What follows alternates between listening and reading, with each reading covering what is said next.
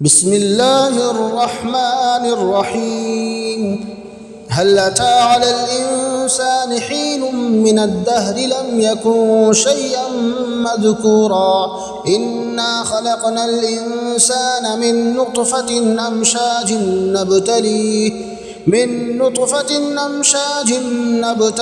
فجعلناه سميعا بصيرا إنا هديناه السبيل إما شاكرا وإما كفورا إنا أعتدنا للكافرين سلاسل وأغلالا وسعيرا إن الأبرار يشربون من كأس كان مزاجها كافورا عينا يشرب بها عباد الله يفجرونها تفجيرا يوفون بالنذر ويخافون يوما كان شره مستطيرا ويطعمون الطعام على حبه مسكينا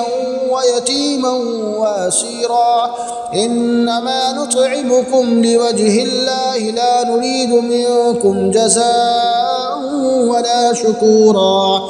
إنا نخاف من ربنا يوما عبوسا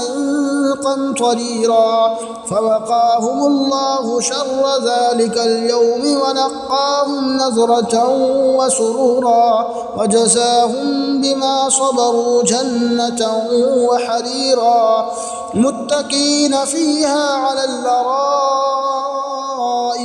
لا يرون فيها شمسا ولا زمهريرا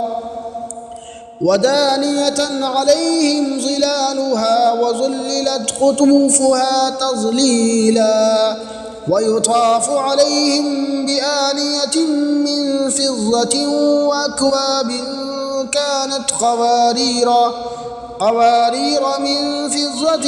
قدروها تقديرا ويسقون فيها كأسا كان مزاجها زنجبيلا عينا فيها تسمى سلسبيلا ويطوف عليهم ولدان مخلدون إذا رأيتهم حسبتهم لؤلؤا منصورا وإذا رأيت ثم رأيت نعيما وملكا كبيرا عاليهم ثياب سندس خضر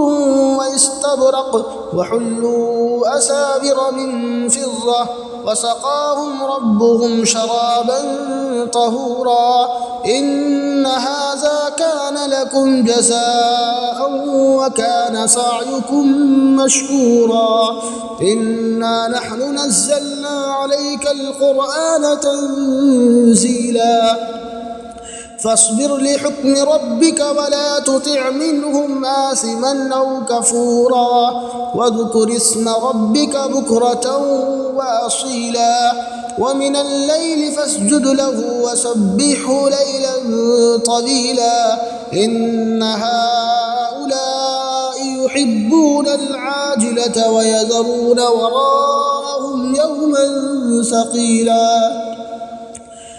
نحن خلقناهم وشددنا